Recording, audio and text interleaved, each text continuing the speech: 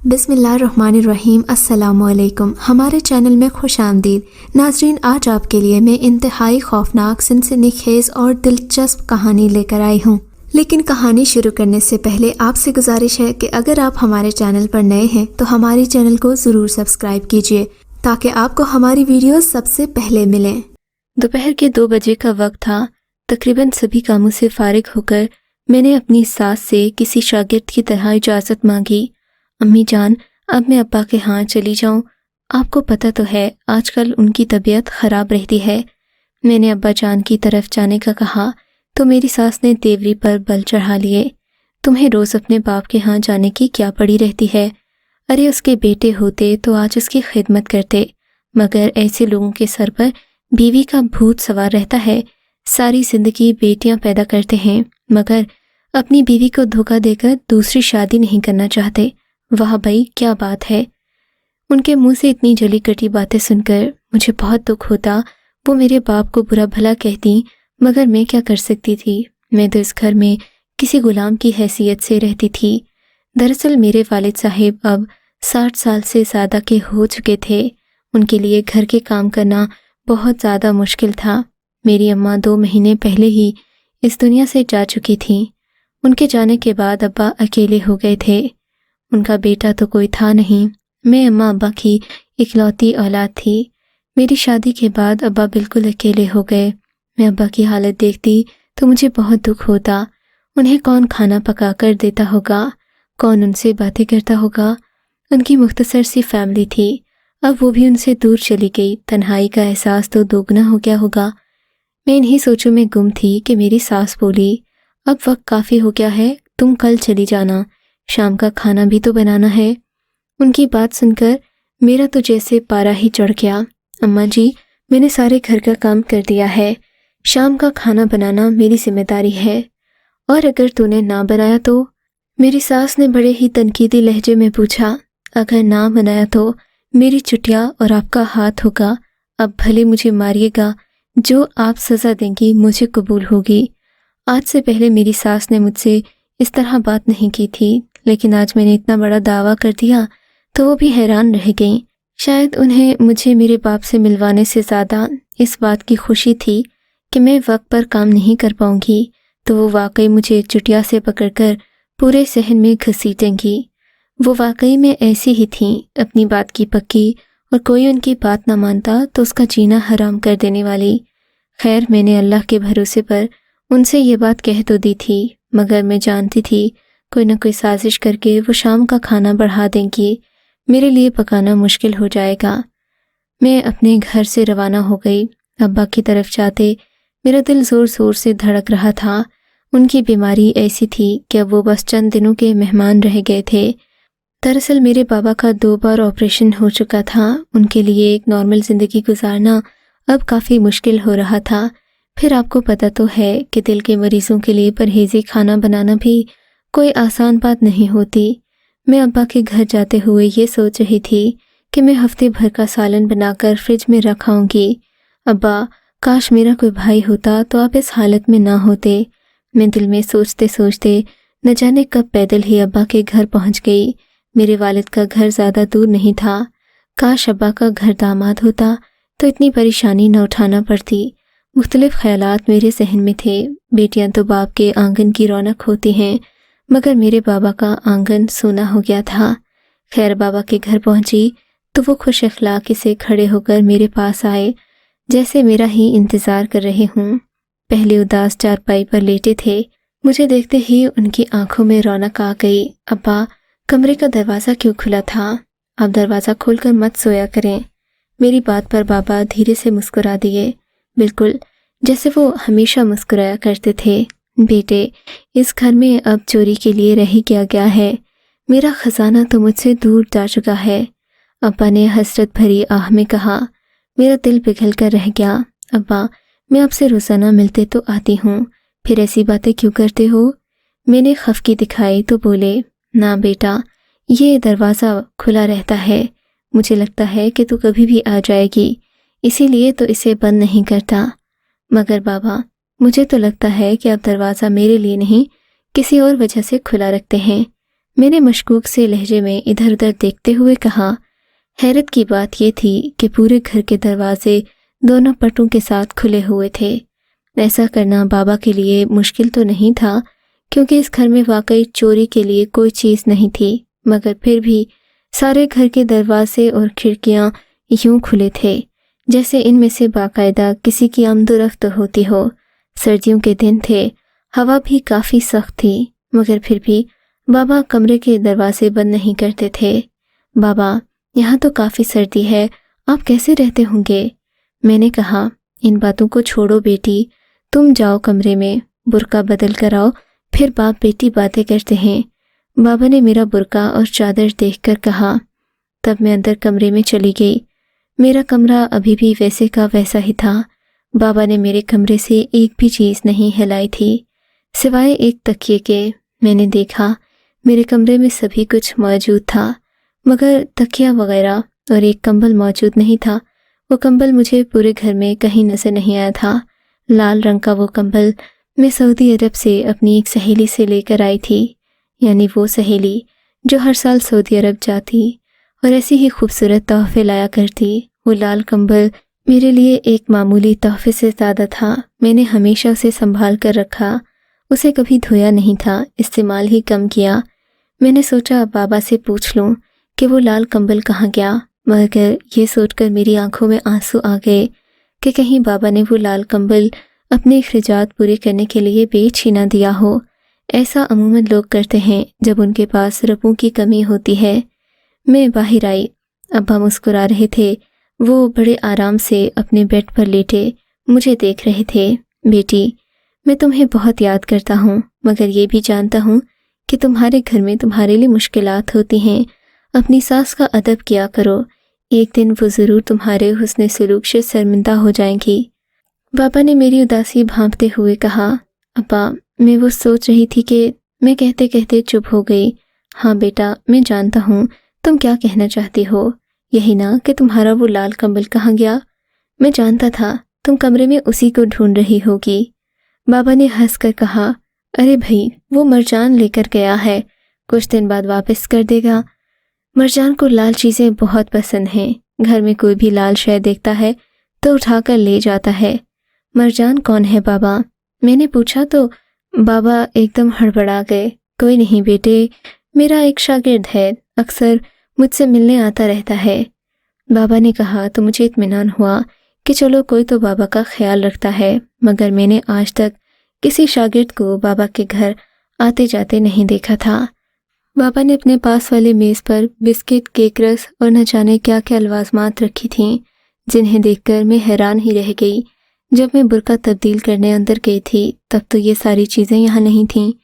میں سوچ کر ہی حیران ہو گئی۔ بابا، اتنی ساری چیزیں آپ کہاں سے لائے؟ میں نے پوچھا۔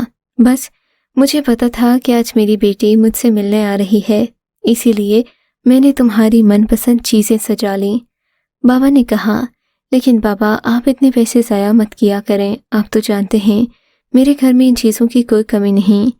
مگر پھر میں نے جب چائے کے ساتھ وہ لوازمات کھائے تو مجھے واقعی لطف ہی آ گیا۔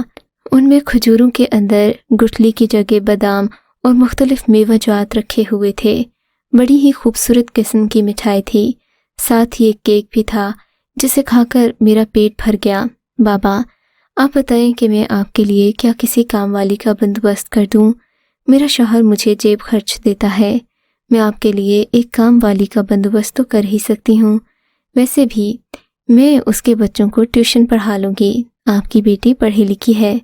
میں نے ہنستے ہوئے کہا، نہیں بیٹے، مجھے کسی کام والی کی ضرورت نہیں ہے، مرجان ہے نا، وہ سب کچھ کر دیتا ہے۔ بابا کے لہجے میں مرجان کے لیے بڑی ہی محبت اور عقیقت تھی۔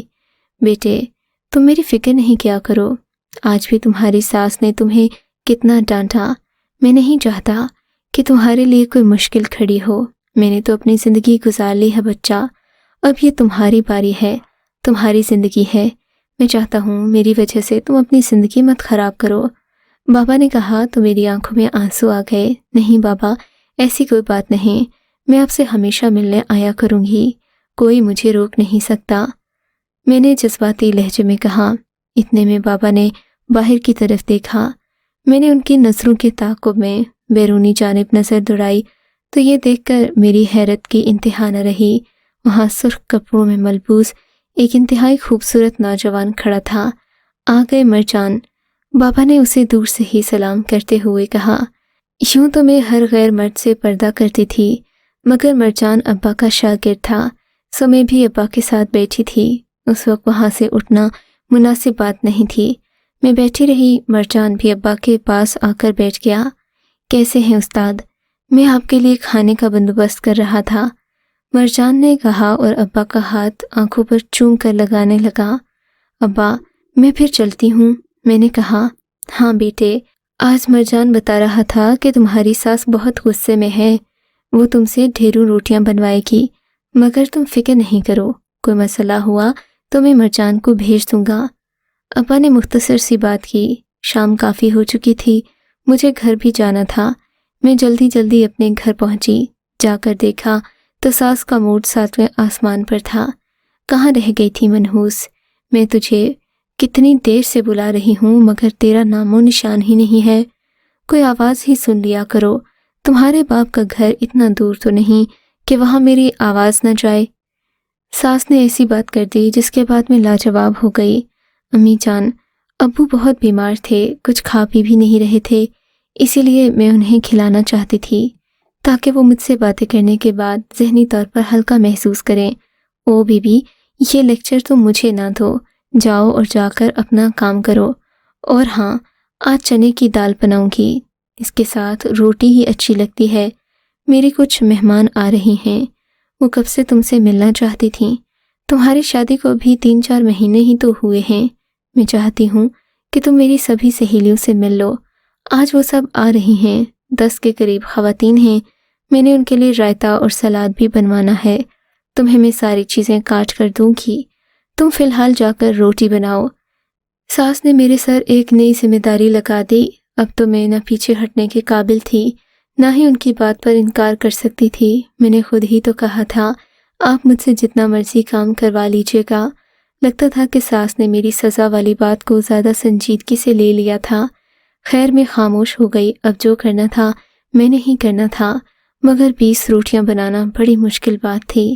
آج تک میں نے اتنی روٹیاں زندگی میں نہیں بنائی تھیں، یہ تو مجھے 2-3 گھنٹے اسی کام میں لگ جائیں گے، میں نے دل میں سوچا۔ پھر سکینہ ماسی، جو کہ ہمارے گھر کے پاس ہی رہا کرتی تھی، اکثر ہمارے گھر آتی جاتی تھی، میری ساس کی خاصی تابع دار تھی۔ جب بھی گھر میں کوئی زیادہ کام ہوتا، امی جان اسے ہی بلا لیتیں، مگر اس دن سکینہ نے بھی دھوکہ دے دیا۔ میں اس کے گھر گئی، در کا دروازہ بجایا، مگر وہ کہیں نظر نہیں آئی، شاید وہ دروازہ کھولا ہی نہیں چاہتی تھی۔ میں وہاں سے مایوس واپس آ گئی۔ کافی سارا آٹا بھی گوندھنا تھا، میرے ایک ہاتھ میں ہلکا سا زخم تھا، ایسے میں آٹا گوندھنا میرے لیے مشکل ہو جاتا۔ گھر کے دروازے سے اندر داخل ہوتے ہوئے مجھے کسی نے آواز دی تو میں نے پیچھے مڑ کر دیکھا۔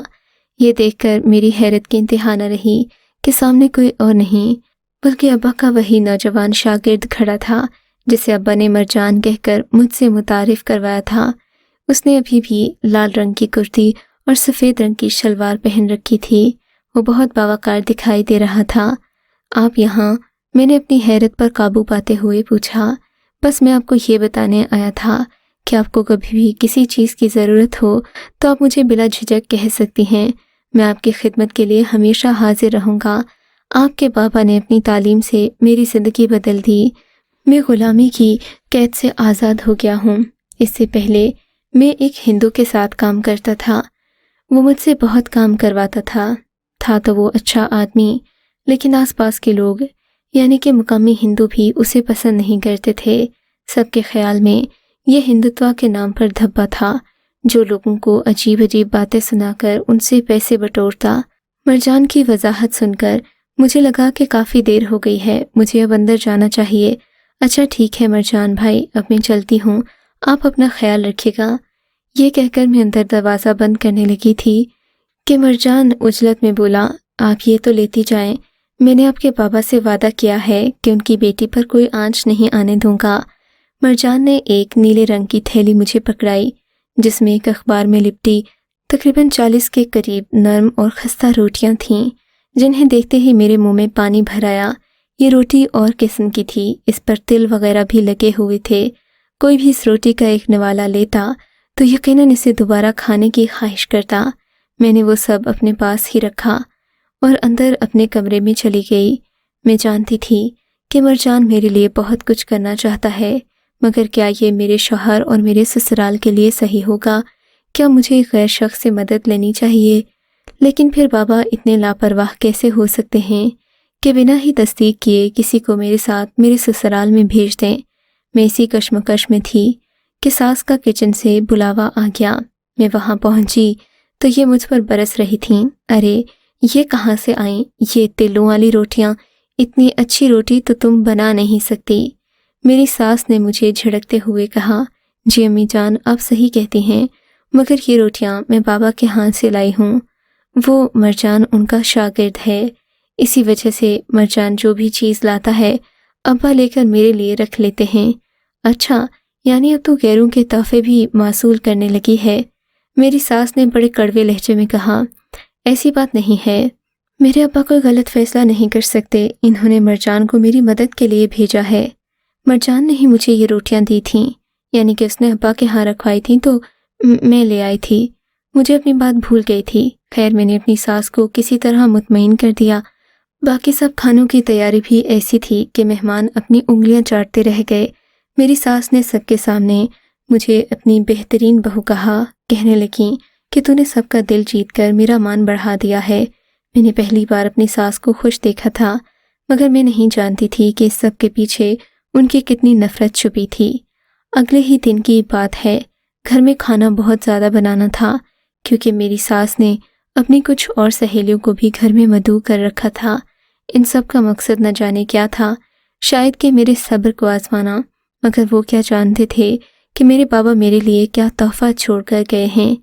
चंद लम्हों से पहले ही घर के दरवाजे पर दस्तक हुई। मैंने दरवाज़ा खोला तो सामने मरजान खड़ा था। आप यहाँ कैसे आ गए? मैंने इस बार सख्ती से पूछा। आपको पता तो है कि मैं शादीशुदा हूँ। मेरे ससुराल वाले इस बात को महसूस करते हैं कि आप यहाँ आएँ और मेरी मदद करें। मैंने मरजान के सामने ये बात रखी तो वो हंसकर बोला, मैं किसी को नज़र आऊँगा तो वो शिकायत करेंगे ना। मरजान की हंसी देखकर मैं खामोश हो गई। क्या मरजान किसी को नज़र नहीं आता? वैसे अगर नज़र आता होता तो वाकई मेरी सास अब तक आसमान सर पर उठा लेती, लेकिन ऐसा कुछ हुआ नहीं था। आज मेरी सास ने मोहल्ले की काफ़ी सारी औरतों को मदऊ कर रखा था। सारे खाने की जिम्मेदारी मेरी थी। इस बार मरजान ढेर सारा खाना मेरे लिए लेकर आया। बोला, आप चले, मैं आपके किचन में रख देता हूँ। पागल हो गए हो क्या? मैंने मरजान से पूछा। अरे भाई, तुम कह देना ना कि तुमने ये सारी चीज़ें बाजार से खरीदी हैं। अच्छा, उन्हें पता है कि मेरे पास 1 रुपया भी फालतू नहीं होता। मैंने मरजान को आईना दिखाया। देखो, जब तक तुम्हारे घर वालों को पता चलता, हम ये सब अपने अपने जगह पर रख चुके होंगे। तुम इतना ज़्यादा क्यों सोचती हो? मरजान ये कहकर वहाँ से चला गया और ढेर सारा खाना भी किचन में रख दिया। मेरा दिल ज़ोर ज़ोर से धड़क रहा था, क्योंकि जब मरजान घर से जा रहा था तो मेरी सास भी सहन में ही थी। मरजान उनके सामने से गुजर कर गया, मगर मेरी सास ने कुछ न कहा। मैं हैरान थी कि मेरी सास इतनी अच्छी और मामलात का साथ देने वाली कैसे हो सकती है। खैर, उस दिन भी खाना इतना ज़बरदस्त था कि मेरी सास ने दोबारा मेरी तारीफ़ की, मगर इस तारीफ़ की वजह से मेरे हौसले मज़ीद बुलंद हो गए। मुझे मरजान पर यकीन होने लगा कि वो ज़रूर मेरी हर मुश्किल में मदद करेगा, मगर इस सब के बाइस मुझे जो नुकसान हुआ मैं उसे भुला नहीं पाती। दरअसल मरजान जब शुरू में मेरे घर आता तो मैं उससे बातें करती, उसका शुक्रिया अदा करती, उसे भाई भाई कहकर बुलाती, मगर मेरी सास मुझे अजीब नज़रों से देखती। मैंने उन्हें कभी मरजान से मिलने का नहीं कहा। वो जब भी आती तो मैं खामोश हो जाती। सास मुझसे बात करके चली जाती। मरजान एक साइड पर खड़ा मुस्कुराता रहता। उसने कभी मेरी सास से कोई बात नहीं की थी। अब जब मुझे लगा कि मेरी सास मेरे साथ मुखलिस हैं, वो मरजान के घर आने पर बुरा नहीं मनाती, तो मैं उससे सबके सामने बातें करने लगी। मगर सबका यही कहना था कि मैं खुद गुलामी करती हूँ, मैं आपस में बात करती हूँ, मुझे कोई नज़र नहीं आता, मैं सब ड्रामेबाजियाँ करती हूँ। हालांकि ऐसा नहीं है। मेरा रब जानता है کہ مرجان میرے ساتھ ہے اور اس نے مجھے کتنا فائدہ دیا۔ البتہ میں کسی ایسی جگہ سے نہیں گزرتی کہ میرے ساتھ مرجان کو بھی تکلیف ہو، جیسے تنگ جگہیں، جیسے گاڑیوں میں بیٹھنا جو کہ حد سے زیادہ تنگ ہوتی ہیں۔ مرجان میری حفاظت پر مامور ہے، میں اس کے لیے کوئی نقصان برداشت نہیں کر سکتی۔ میں جب بھی جاتی ہوں مرجان مجھے سلام کرتا ہے، مجھے اپنی بہن کہتا ہے، خدا اسے ایسا ہی رکھے۔ مگر کبھی کبھی سسرالیوں کی سازشوں کے علاوہ مجھے بھی مرجان پر شک ہوتا ہے کہ وہ انسان ہے بھی یا نہیں، کیا وہ واقعی کسی کو نظر نہیں آتا؟ میں تو اس بات پر یقین کر ہی نہیں سکتی۔ آپ کا کیا خیال ہے؟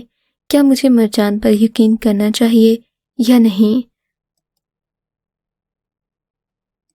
اگر آپ کو یہ کہانی اچھی لگی ہے تو اس ویڈیو کو لائک کیجیے اور اس طرح کی مزید ویڈیوز دیکھنے کے لیے ہمارے چینل کو سبسکرائب کیجیے۔ اور ہاں، اگر آپ کی کسی دوست، رشتہ دار یا بہن کے ساتھ خدا نہ کرے ایسا کوئی واقعہ پیش آیا ہے تو ہمیں کامنٹ سیکشن میں اس کے بارے میں ضرور بتائیے۔